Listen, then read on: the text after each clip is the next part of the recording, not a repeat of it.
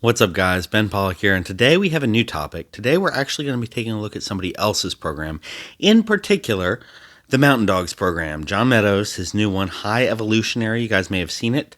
This is the sequel to Project Colossus and Odin Force, and it's one of the Mountain Dog 3.0 programs. Okay, so he started out with the 1.0, then graduated to 2.0. We're up to 3.0. So the 3.0 is really cool. It's a mix of the high volume and high intensity styles, which makes it really demanding. Now, John's programs are really, really popular, but a lot of people like to know what they're getting into right before they get into it. So my goal for this video is to give you as much information as possible without giving away any of John's secrets, right? Because that wouldn't be fair to him. So I have had a chance to look at the program. I want to be upfront with you guys. I have not run this specific program before.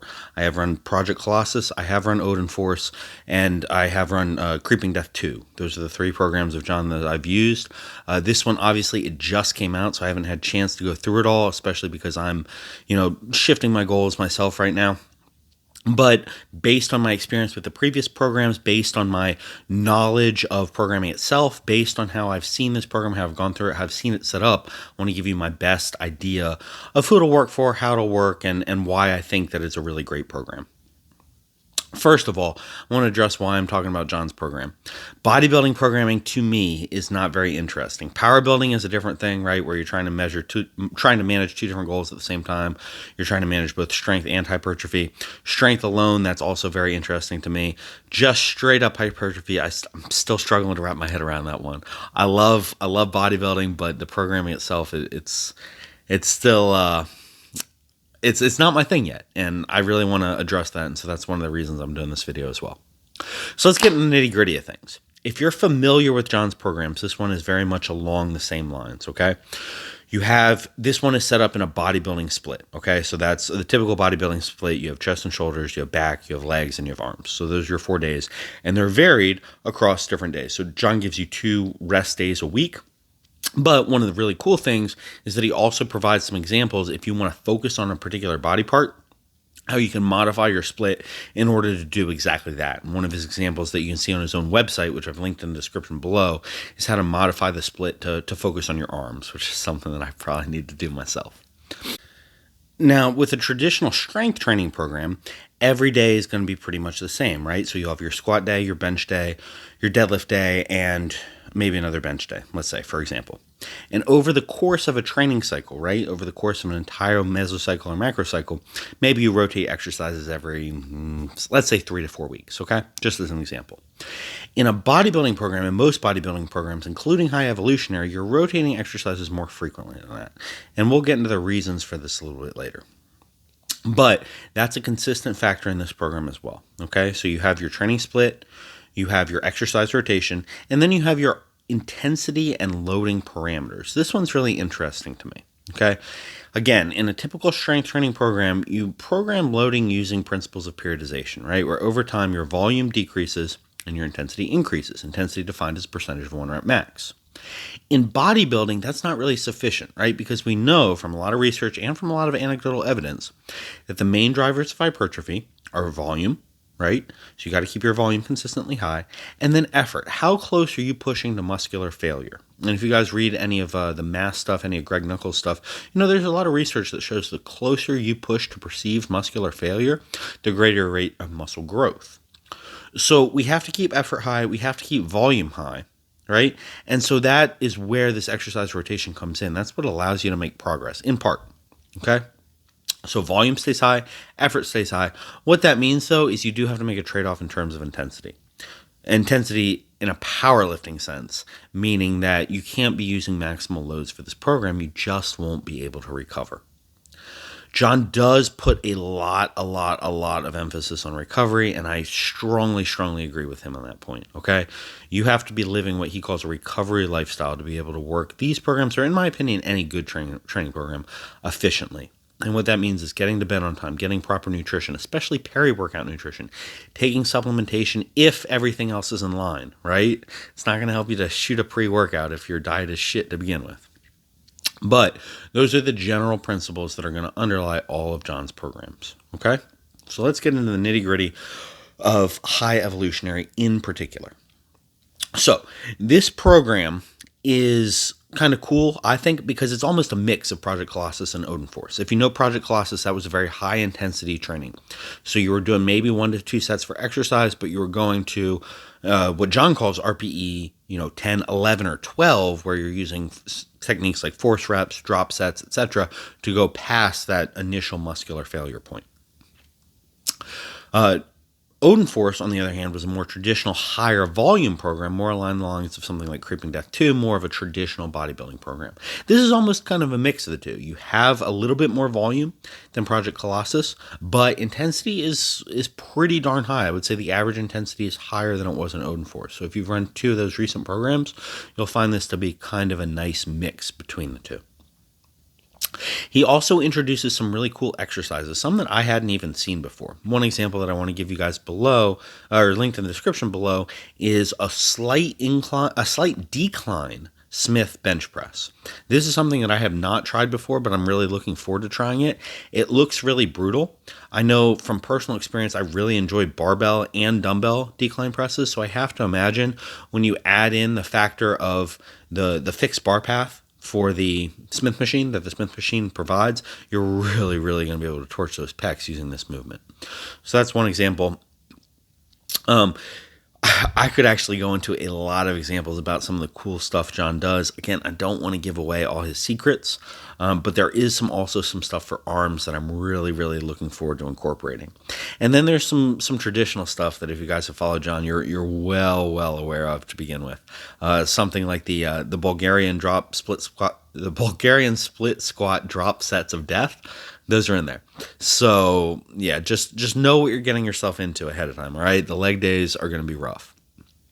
One of the things I really, really like about the leg days in High Evolutionary is that every time you're training legs, you're squatting. That was something that really bothered me with Creeping Death 2, was that I wasn't always squatting when I was training legs. Again, I do not believe that squats are necessary to building big legs, but they're necessary for me to feel good. So I really enjoyed that. Your back and your chest days, your major exercises, are going to rotate a little bit more. The back days are primarily going to be based, your main building exercises. Banded chins, which I love, and then rack pulls, which I also love. I strongly encourage you guys to give rack pulls a try, especially if you're using a wide grip. I think they're a great back builder. I think they have good carryover to deadlifts as well, as long as you keep very tight form. It's very, very easy to cheat on rack pulls and essentially do some sort of bastardized shrug, and you don't want to do that. But John, of course, gives really good information about how to perform the exercises properly, so I really appreciated that as well. Excuse me. So we've covered movement selection, we've covered split, we've covered intensity.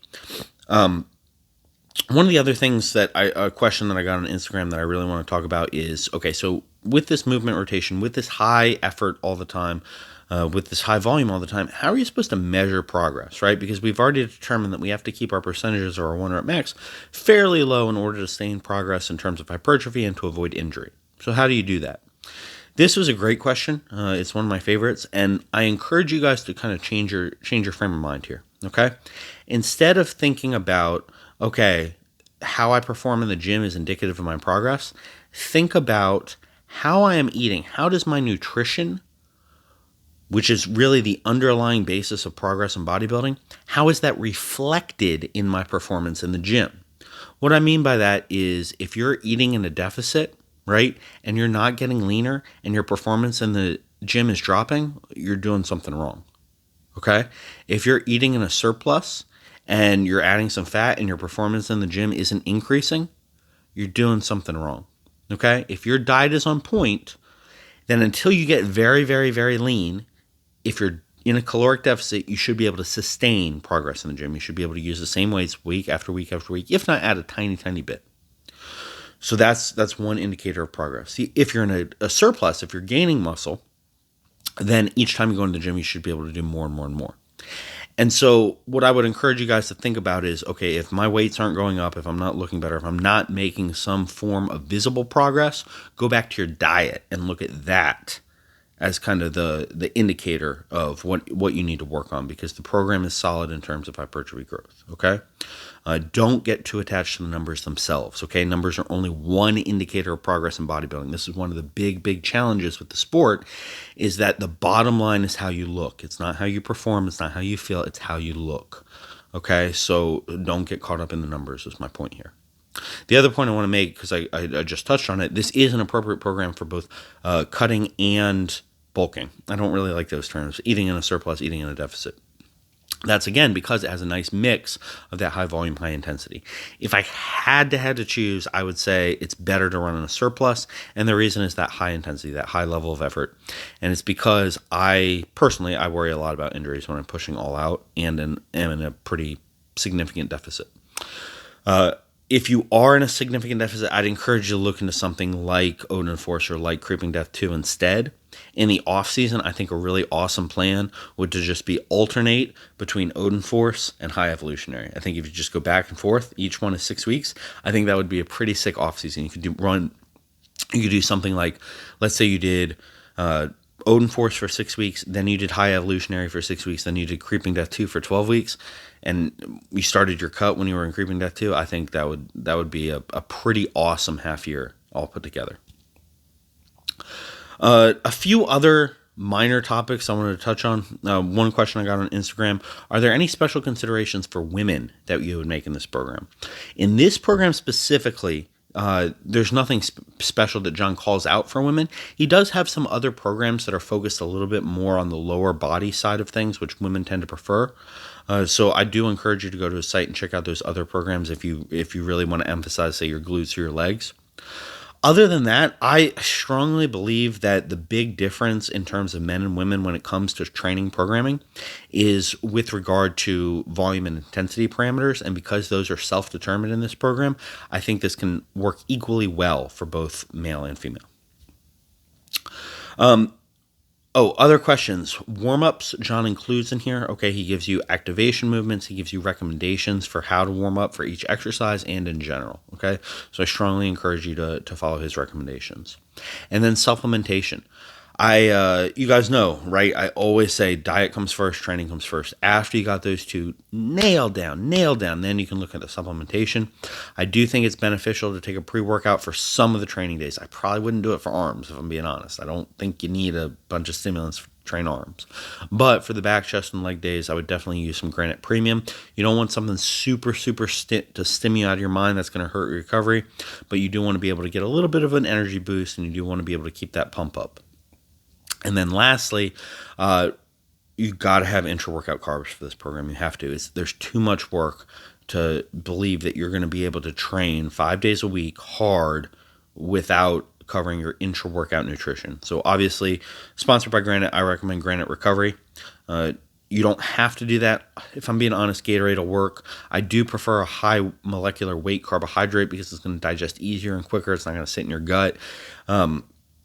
I personally actually use a mix of Gatorade and Recovery, and that works really well. It gives you a nice, smooth, steady, sustained energy level. I use 8 ounces Gatorade, 2 scoops of Recovery, which is about 55 grams of carbohydrates. That's a lot. I'm weighing 225 right now, so that's a good amount of carbs. I think that you want at least 20 to 30 though, for most people, which is a scoop of Recovery and maybe 4 ounces Gatorade, something like that.